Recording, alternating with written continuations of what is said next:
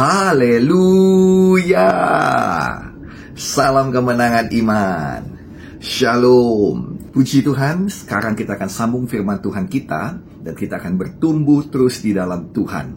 Saya berdoa kita terus meningkat di dalam Tuhan dan sidang Tuhan terus menjadi sukacita dan kesenangan di hati Tuhan. Kiranya kita semua semakin berkenan kepada Tuhan.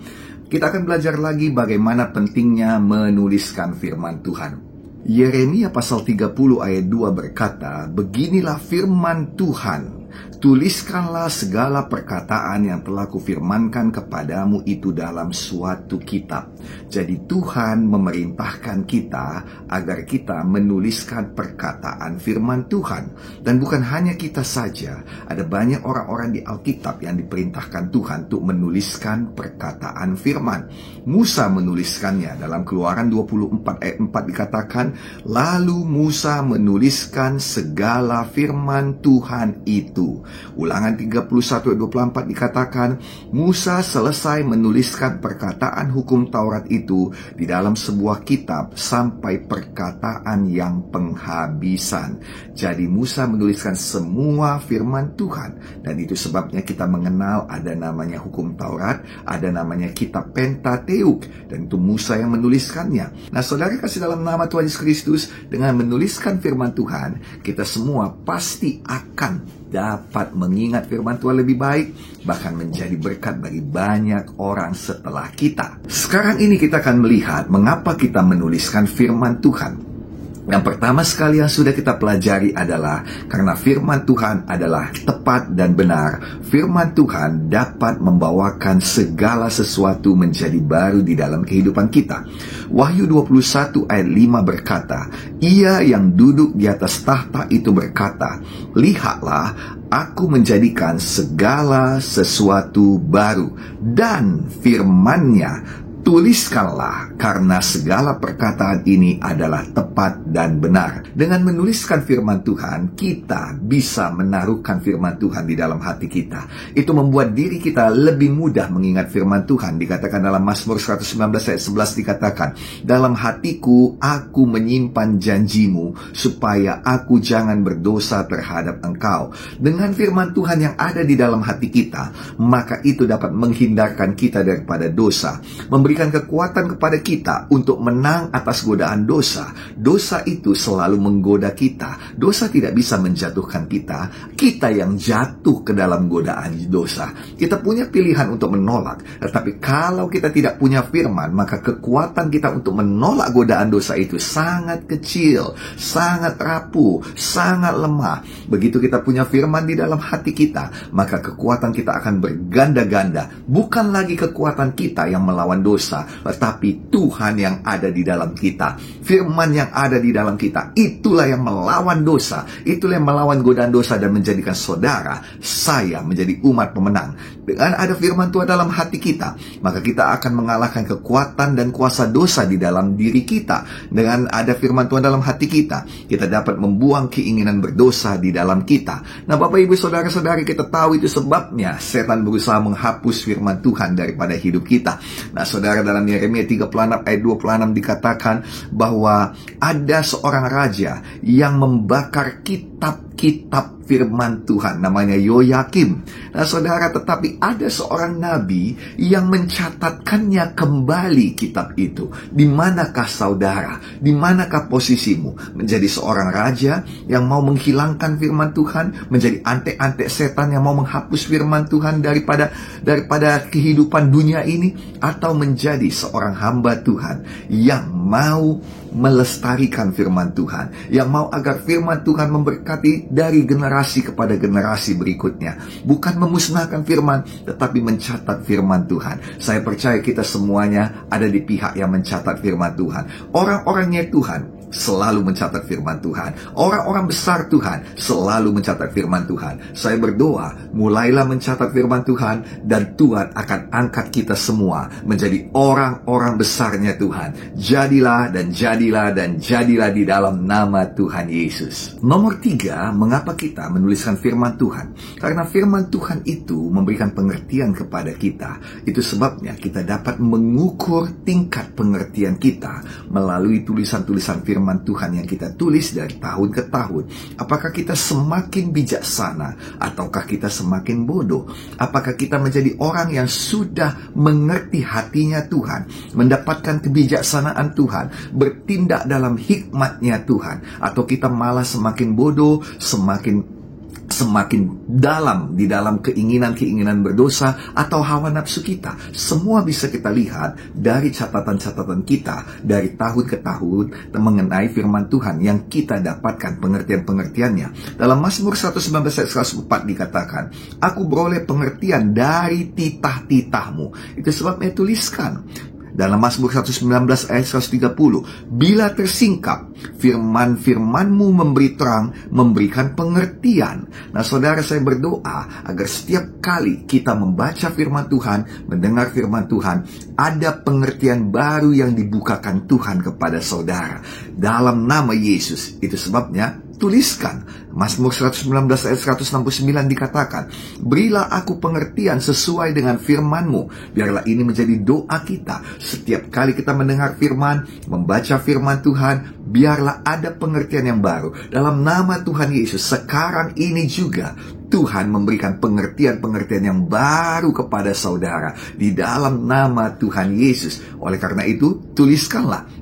Dalam Amsal 9 ayat 10 dikatakan, permulaan hikmat adalah takut akan Tuhan, dan yang mengenal yang Maha Kudus adalah pengertian. Setiap kali kita mendapat pengertian dari firman Tuhan, kita semakin mengenal Tuhan, keberadaannya, sifatnya, karakternya, kerinduannya, sukacitanya. Dan semakin kita mengenal Tuhan, semakin dekat kita dengan Tuhan. Semakin kita dimampukan untuk dapat menyenangkan hati Tuhan, yang mana itulah sebabnya kita hidup. Kita hidup bukan untuk memperkaya diri kita. Kita hidup bukan untuk menjadi seorang yang mulia dan menandingi Tuhan seperti yang dilakukan setan. Kita hidup adalah untuk menyenangkan hati Tuhan. Dan untuk menyenangkan seorang pribadi, kita harus mengenal hatinya. Dan untuk mengenal hatinya, kita perlu pengertian. Kita perlu pewahyuan. Nah, tadi dikatakan saudara bahwa mengenal yang Maha Kudus adalah pengertian. Tuliskan pengertian itu, sehingga dengan demikian bukan hanya kita yang lebih mengenal Tuhan, tapi orang-orang yang membaca tulisan kita juga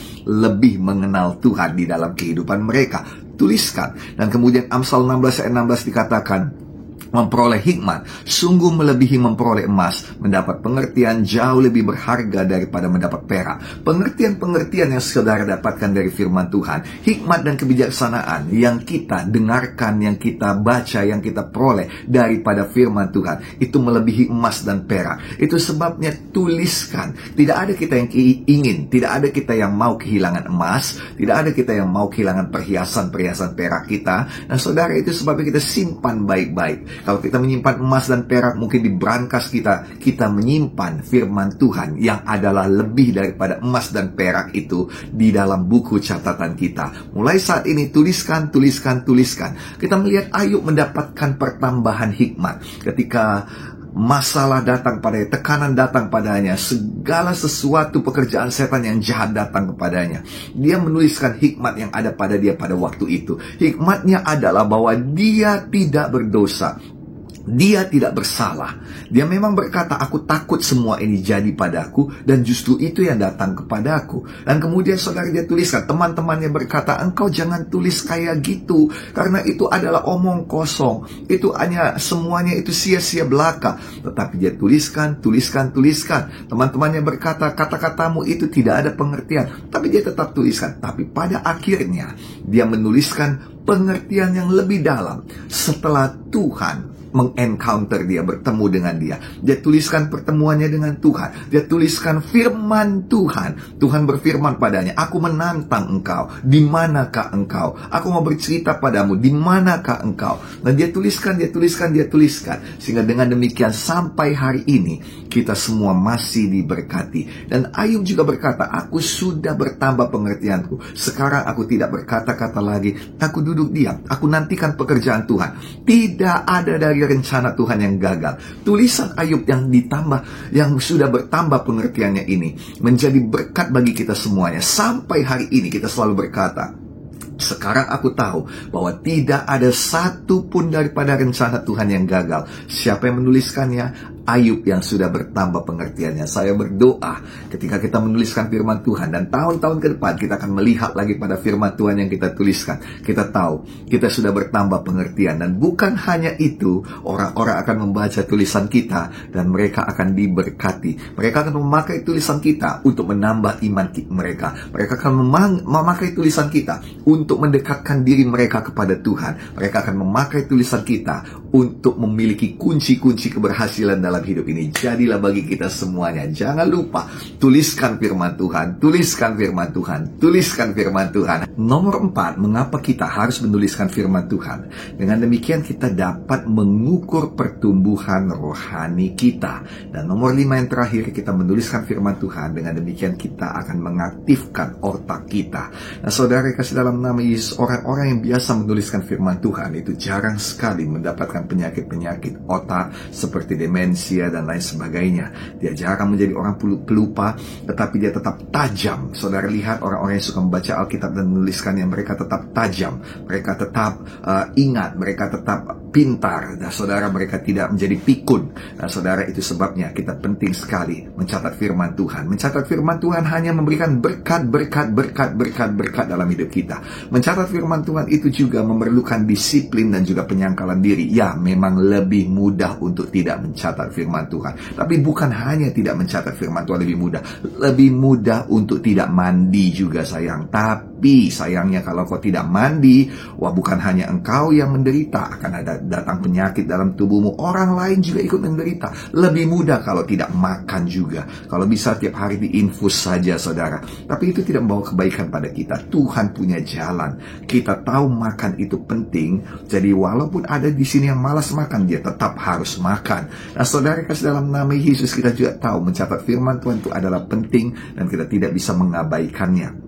Bagaimana cara kita menulis firman Tuhan? Dalam Yeremia pasal 36 ayat 17 dan 18 dikatakan, saudara, bertanyalah mereka kepada Baruk, katanya, beritahukanlah kepada kami bagaimana caranya engkau menuliskan perkataan ini. Jawab Baruk kepada mereka, segala perkataan ini langsung dari mulut Yeremia kepadaku, dan aku menuliskannya dengan tinta di dalam kitab. Nah, saudara, kita menuliskan firman Tuhan dengan tinta di dalam kitab. Itu artinya dengan pulpen kita di dalam buku. Jadi bukan sehelai kertas, karena yang pertama sekali itu bisa hilang. Nah, saudara yang kasih dalam nama Yesus, teknik penulisannya yang pertama itu jangan di handphone sebisa-bisanya. Ada beberapa orang yang menuliskan di handphone karena mereka sudah terlatih tidak untuk terdistraksi oleh handphone, oleh segala notifikasi, oleh sosial media dan segala sesuatu yang ada di dalam handphone tersebut. Tapi banyak orang yang belum dapat sedisiplin itu. Banyak orang yang masih terdistraksi oleh sosial media mereka, sehingga tadinya mereka mau menulis firman Tuhan, sekarang malah membalas pesan-pesan WA. Atau tadinya mereka mau menulis firman Tuhan, sekarang malah scrolling FB, scrolling Instagram, dan saudara malah menjadi main media sosial atau malah main game. Nah, saudara yang kasih dalam nama Yesus, handphone atau smartphone saudara memiliki banyak distraksi, dan ada banyak anak-anak muda terutama Gen Z, Gen Alpha yang tidak atau belum mampu mengatasi distraksi demikian. Hidup mereka sangat tergantung pada handphone, which is sebenarnya tidak salah, kecuali apa yang mereka lakukan dengan handphone itu adalah hal-hal yang tidak membawa guna. Jadi sering sekali orang berkata bahwa sebenarnya ini tidak ada dosanya. Bukan hanya tidak ada dosa, tetapi hal yang tidak berguna. Paulus berkata, ada banyak yang tidak berdosa di dunia ini, tapi tidak membawa guna, tidak membawa pertumbuhan, tidak membawa pertambahan. Tuhan mau kita bertumbuh dan bertambah dengan melakukan hal-hal hal-hal yang tidak membawa pertambahan dan pertumbuhan, itu sebenarnya itu menentang kerinduan Tuhan di dalam hidup kita. Menentang kerinduan Tuhan dalam hidup kita itu adalah dosa. Karena salah satu daripada kerinduan Tuhan adalah agar kita bersama-sama dengan Dia di sorga yang kekal. Saudara, itu sebabnya penting sekali kita ketahui bahwa kita itu perlu mencatat firman Tuhan tanpa ada distraksi. Karena Tuhan berkata kita harus mencatat firman, dan kalau kita gagal mencatat firman hanya karena distraksi, notifikasi yang ada di handphone kita, itu adalah satu hal yang sangat-sangat bodoh dan sangat-sangat tidak pantas. Itu sebabnya kalau saudara memang adalah orang yang fokus, orang yang berdisiplin tinggi, berdedikasi tinggi, silakan pakai handphone saudara, atau mungkin saudara boleh pakai tab. Itu sebabnya banyak tab itu saudara dia tidak pakai selular supaya tidak selalu bisa terhubung di internet, sehingga orang-orang bisa bekerja tanpa ada gangguan notifikasi. Dan saudara yang kasih dalam nama Tuhan Yesus Kristus, terserah kepada saudara. Kalau saudara adalah seorang yang berdedikasi tinggi, seorang yang disiplin tinggi, saudara bisa pakai handphone, bisa pakai tab saudara. Tapi kalau kita yang masih terganggu oleh segala macam notifikasi dan lain sebagainya, mari kita pakai catatan-catatan kita dan juga pulpen kita. Dan mengapa kita tidak pakai selembar kertas dan juga mungkin pensil dan lain sebagainya? Karena kita perlu itu bertahan lebih lama, saudara. Dalam Habakuk 2 ayat 2 berkata, lalu Tuhan menjawab aku demikian, tuliskanlah penglihatan itu dan ukirkanlah itu pada loh-loh, sehingga orang sambil lalu dapat membacanya. Nah, sekarang kita akan melihat berkat-berkat daripada menuliskan firman Tuhan. Nomor 1, membantu kita untuk mengingat firman Tuhan.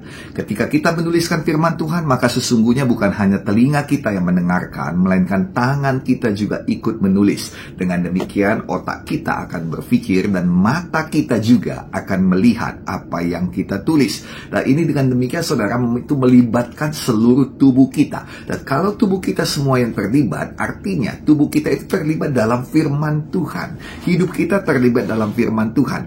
Itu sebabnya saudara, lebih banyak lagi yang kita tujukan kepada firman Tuhan, maka kita akan lebih terfokus pada firman Tuhan.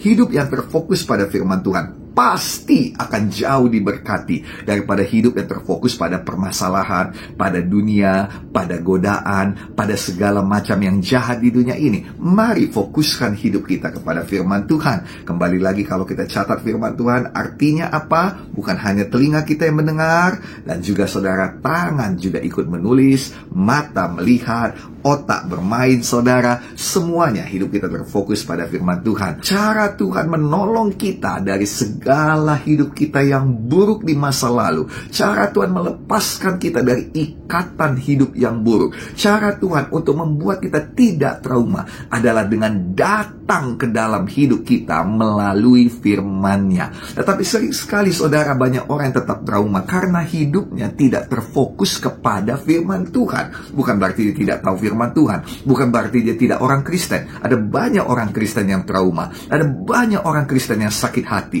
ada banyak orang Kristen yang dendam. Kenapa? Karena hidupnya terfokus pada perbuatan orang kepadanya, terfokus kepada perkataan orang kepadanya, terfokus kepada apa yang dilakukan dunia ini kepadanya. Itu sebabnya kembali lagi kita perlu mencatatkan firman, supaya firman itu menghapus segala trauma, segala ingatan yang buruk daripada kita. Keluaran 17 ayat 14 mengatakannya, berfirmanlah Tuhan kepada Musa, tuliskanlah semuanya ini dalam sebuah kitab sebagai satu tanda peringatan. Tuliskanlah ini supaya engkau ingat, satu tanda ingat yang membuat engkau mengingatnya. Dan ingatkanlah ke telinga Yosua. Nah saudara, dituliskan, diperkatakan bahwa aku akan menghapus sama sekali ingatan terhadap musuhmu dari kolong langit. Yang kedua, berkat daripada menuliskan firman Tuhan, itu menguatkan iman kita. Haleluya. Yosua 23:14 dikatakan, sebab itu insyaflah dengan segenap hatimu dan segenap jiwamu, bahwa satu pun dari segala yang baik yang telah dijanjikan kepadamu oleh Tuhan Allahmu tidak ada yang tidak dipenuhi. Semua telah digenapi bagimu. Tidak satu pun yang tidak dipenuhi.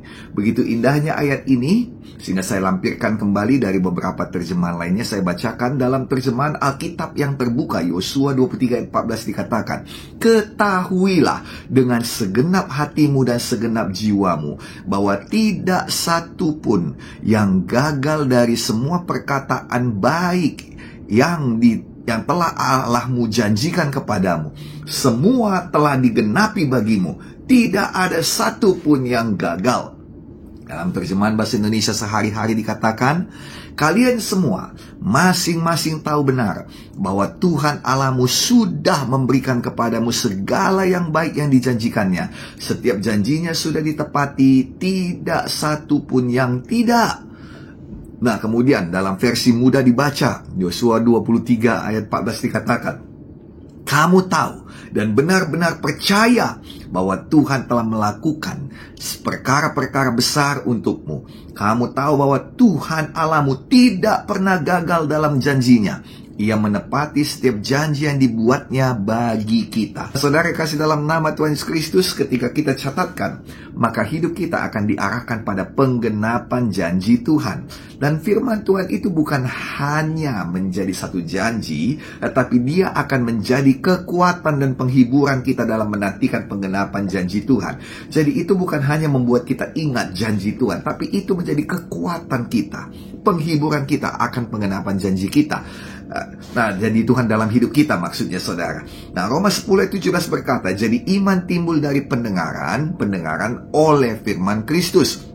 Dalam terjemahan lama dituliskan Roma 10 ayat 17, oleh yang demikian nyatalah iman itu datang daripada berita, tetapi berita itu atas sabda Kristus. Setiap firman Tuhan dapat membangun iman kita. Kita tidak akan mudah melupakannya apabila kita mencatatnya lalu membacanya lagi. Kita ulangi lagi, catat, baca, dan kita perkatakan lagi. Itu sebabnya ketika kita mengulangi membacanya, mengulangi memperkatakannya, sambil menantikan kegenapannya, iman kita itu diperbaharui kembali. Iman kita itu dikuatkan kembali. Yesaya 40 ayat 31 dikatakan, orang yang menanti-nantikan Tuhan, menanti-nantikan firman, mendapat kekuatan baru. Mereka seumpama Raja Wali yang naik terbang dengan kekuatan sayapnya. Mereka berlari dan tidak menjadi lesu. Mereka berjalan dan tidak menjadi lelah. Nah saudara, jadi firman Tuhan itu menguatkan iman kita. Dan itu bukan hanya agar Tuhan menggenapi janjinya, karena Tuhan tidak pernah menggenapi janjinya kepada orang yang lemah imannya, kepada orang yang gagal imannya, atau orang yang meninggalkan imannya. Gak pernah sayang. Janji Tuhan akan keselamatan jiwa, janji Tuhan akan surga yang kekal, tidak bagi orang yang melepas imannya, tidak bagi orang yang melepas kepercayaannya. Itu sebabnya setia beribadah, mau apapun yang terjadi di Gereja Kemenangan Iman Indonesia, setia beribadah. Mau suka nggak suka, setia beribadah. Setuju nggak setuju, setia beribadah. Sayang kalau kita hanya melakukan apa yang kita suka, siapa emangnya kita? Mau jadi apa kita? Sayang, sekolah itu, kalau memang semuanya suka sekolah, baru kita sekolah. Semuanya suka makan, baru kita makan. Nah, kalau ada makanan yang tidak kita suka, kita tidak mau makan, mati kita sayang. Suka nggak suka, makan, karena itu perlu. Kalau memang nanti kau hanya makan apa yang kau suka satu hari, dunia ini akan memaksa kau makan yang kau nggak suka. Makan obat, makan ya segala sesuatu yang memperbaiki kerusakan-kerusakan dalam hidup kita. Kalau tadinya awalnya kita bisa makan sayur-sayuran yang tidak kita suka, sayang, dengarkan baik-baik. Penting sekali kita tahu bahwa kita suka nggak suka, tetap setia, tetap beriman, tetap pegang teguh firman Tuhan. Nah, Bapak Ibu Saudara-saudari kasih dalam nama Tuhan Yesus Kristus, bukan hanya kita dengan memegang teguh firman Tuhan, bukan hanya janji Tuhan digenapi, tapi lebih penting daripada itu, kita ketahui bahwa firman itu memberi kepada kita kekuatan untuk menantikan kegenapan janji Tuhan. Saya berdoa dalam nama Yesus, semua kita yang mencatat dan memperkatakan firman akan mendapatkan kekuatan baru dan kesegaran dari kuasa firman Tuhan.